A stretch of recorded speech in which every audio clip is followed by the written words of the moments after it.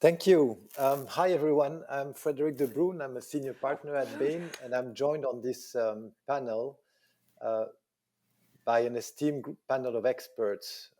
So we have Carolina, we have Alfred, and we have Gökhan. Thank you very much for joining me. Hello, everyone.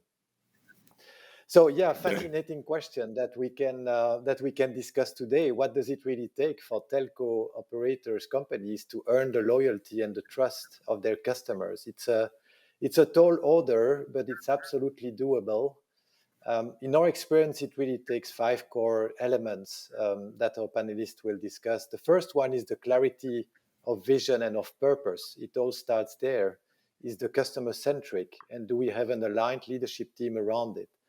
The second is what I would call customer-centric engines. We need to make sure that our value propositions, our customer journeys, our human and digital channels work together to deliver a great customer experience.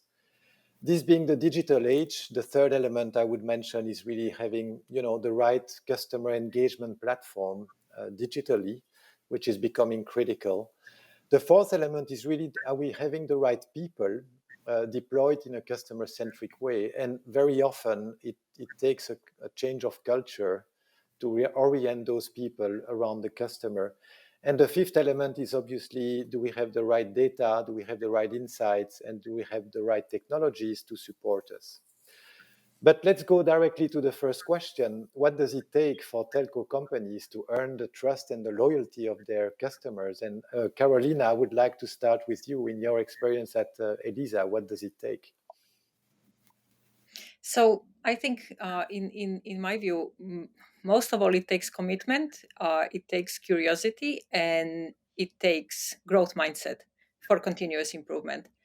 So looking at Elisa, we are now at quite steady NPS of 30, which is quite high. But we actually see this that the current level is really more of a starting point. It's not the end of the journey for us. So we are not satisfied just yet. And for us here, the main focus is really on action, not on numbers.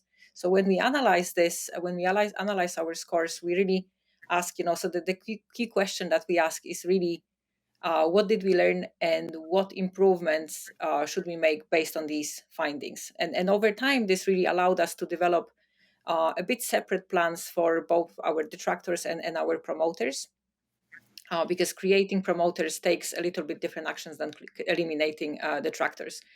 So when we talk about increasing promoters, it's really some of the things that we've noticed is that it really takes it's a big focus on this sort of overall customer service excellence. So really having this empathy and very very strong customer service Mm. skills. Then it's also around maybe some surprise and delight benefits to our best customers. So sort of providing those benefits of customer loyalty. We've done some things in the past that we called like random acts of kindness, where we would just send, like, maybe even visit customers in their homes, Mm. kind of with that surprise element there, and some of those things like ended up in the local news here. So that's been quite Oh, fun to wow. watch. Yeah. um we also extended our really very traditional playing field outside of the more like connectivity, so moving beyond this Hmm. very strong like functional value. So we have really wide range of those entertainment services, like pay TV, ebooks, audiobooks, streaming Hmm. services, so kind of adding something more that is not just this like basic connectivity, let's say. And we Yeah. also here, I have to say, like when we talk about promoters, and increasing this sort of you know recommendation intention, we have some unfair advantages there in our corners. So we are a very strong Finnish brand with a very long 140-year long history in the Finnish society. Mm. That's actually also reflected in our shareholder structure. So, Finnish households feature quite prominently there. So we have a very strong presence, like in the sort of building of this society over Mm. time. Um, then when we look at like more the uh, you know on those people who are maybe not, those customers who are maybe not that happy with us, then here I think the main focus is really on fixing those basics. So you could say like really fixing those hygiene factors. So improving service reliability issues. So like, if we find out that some specific routers or set-top boxes are not working, then we go and fix them basically. And here I think that the use of automation and AI has delivered like really big sustainable improvements for us in network operations. And then I think one really big thing is that also when, let's say, when we raise our prices, we don't just do that. Like it's not just now your price for your subscription goes up, but we actually really focus on adding value to the customer in those cases. And then I think really the big thing there is that we really have this really effortless customer service. So there are multiple ways for you to contact us, and and the focus here is on being where the customer is, not what our channels are, but really being present in those places and those channels where customers would prefer to be to reach us through. So I would say this would be the sort of main things that we have learned on our journey. Thank you, Carolina. I mean, this is a great start, obviously, with Elisa being one of the leading telco in terms of Net Promoter across Europe. So already a couple of great learnings here. Gökhan, can I turn to you? What does it take in your experience? Sure. Thank you very much, Frederick. First of all, good evening from Kuala Lumpur, and good afternoon to our folks in Europe. Good morning to all in the Americas. I hope you guys are all doing fine, healthy, and safe.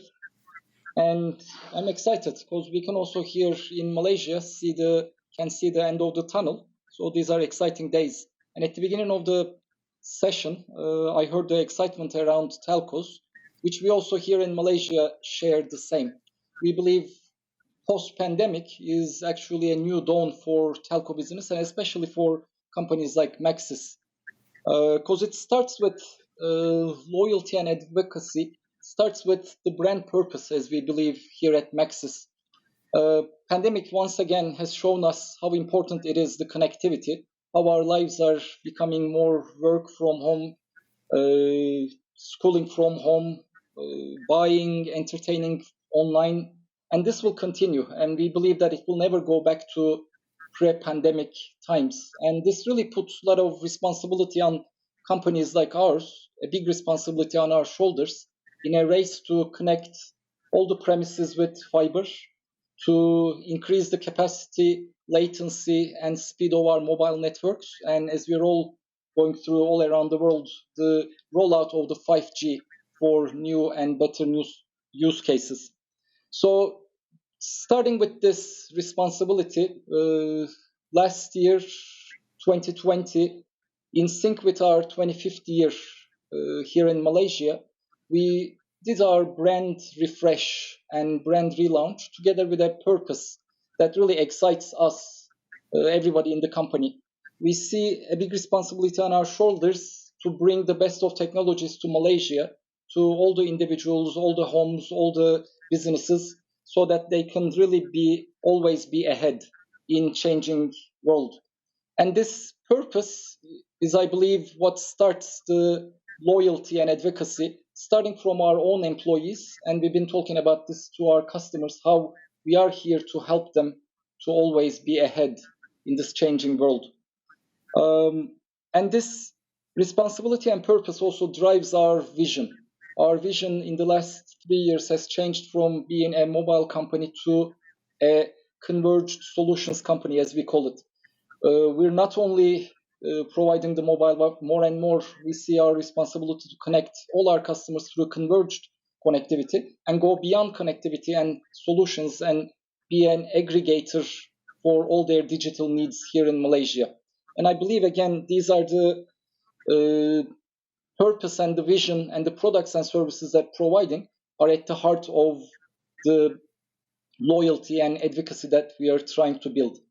Of course, part of our plan is what we call an unmatched personalized experience that really helps us to increase and keep a high NPS for our customers, among our customers. And the unmatched personalized experience for us starts with the network quality, which we are continuing to invest both in mobile and fixed, as well as digitalizing, expanding, and improving the touch points that we interact with our customers. And that's where the NPS and all our efforts around improving our NPS comes in.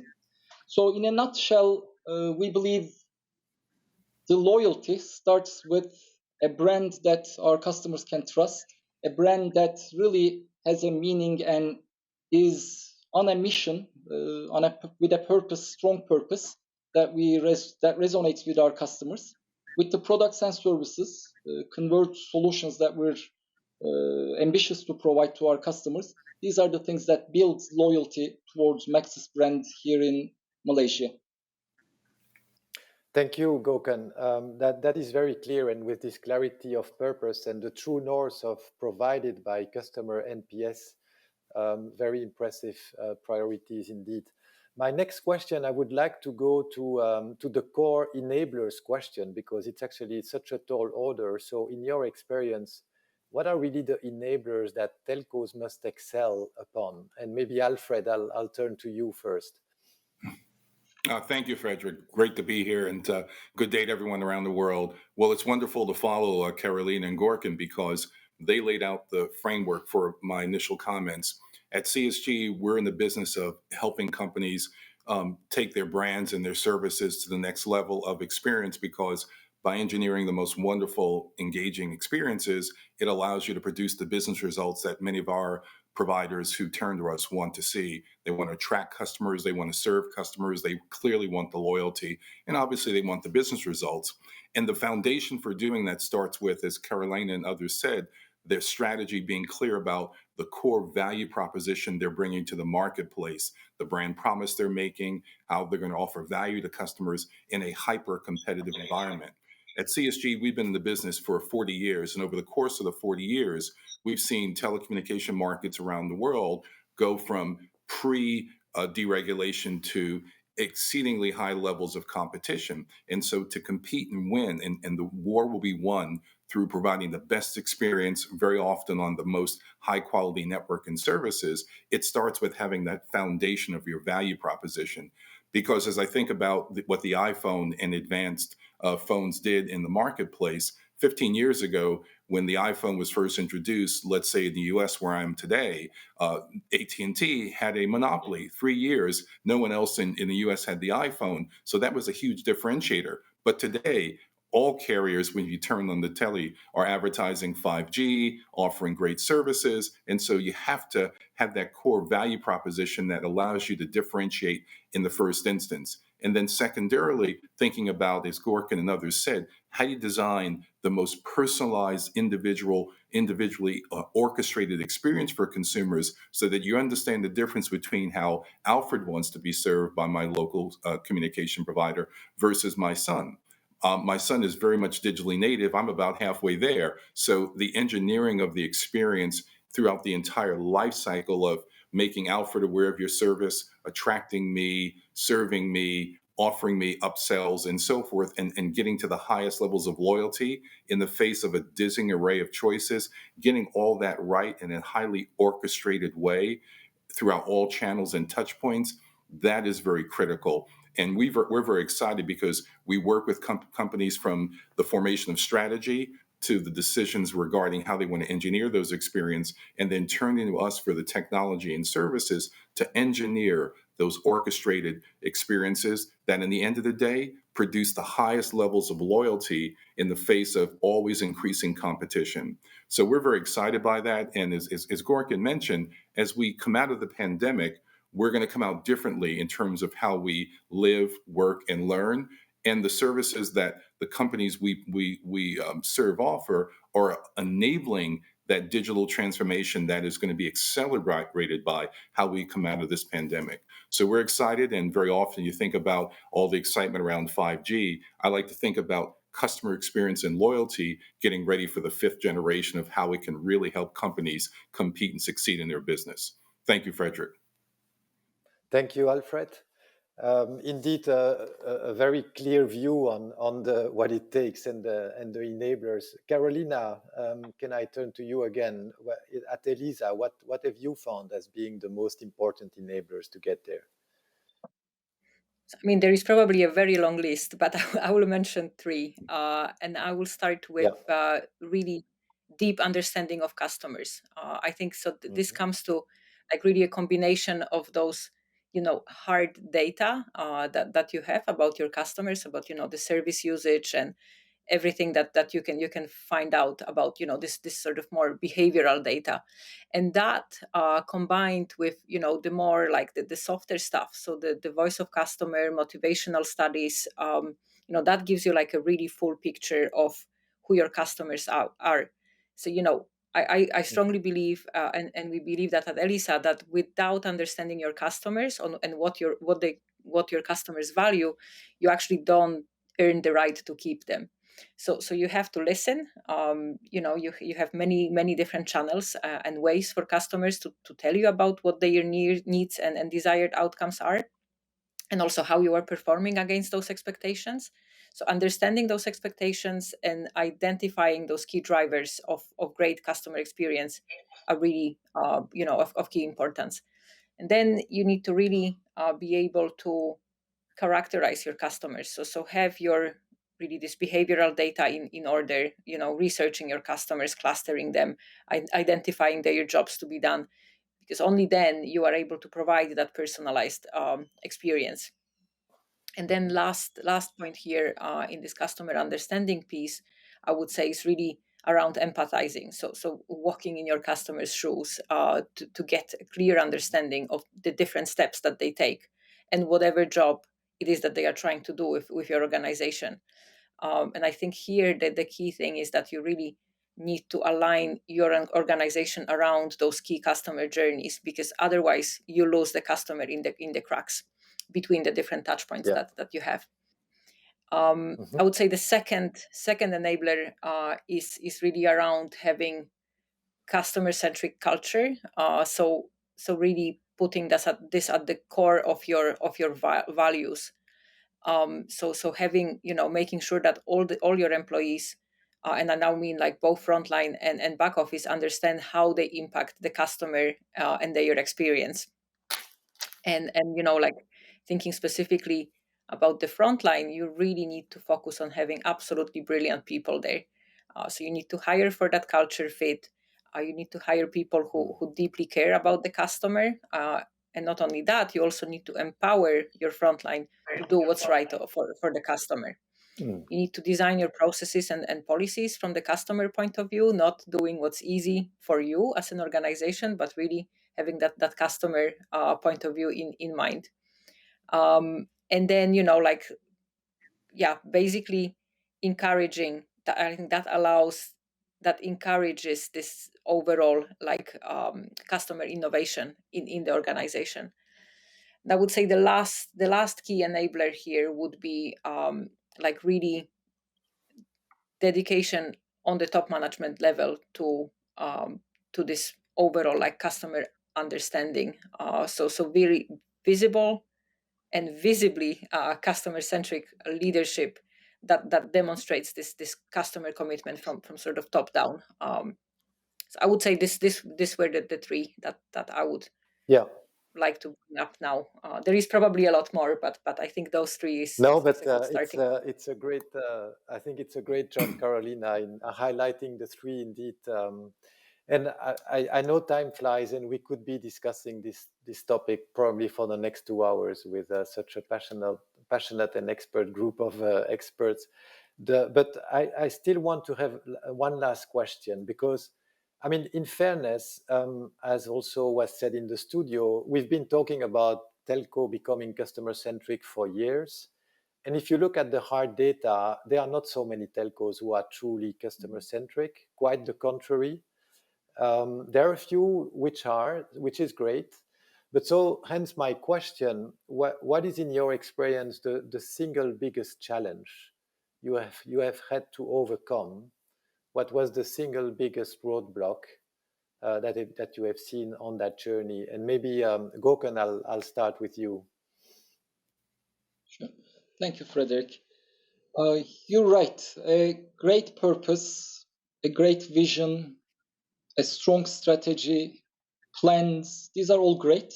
But how do we put them into action? How do we ensure that our teams, our people, are able to be motivated and take the necessary action, to Carolina's point, not only at the upper management level, but down to the shop floor, the store floor, the back office? How can you really ensure strategy is executed? That's the biggest challenge. And the times that we're going through, this needs to be executed now, or better said, probably yesterday. Like you said, we've been talking about this too long and time is running.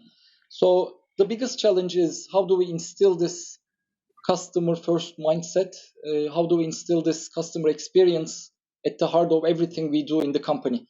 And the way we are tackling this issue is culture. Together with our brand relaunch and purpose relaunch, together with our transformation, we've also relaunched last year what we call Maxis Way 2.0, a new culture, an improved and developed culture that is required in these tough times, and that is required in order to deliver a fast transformation.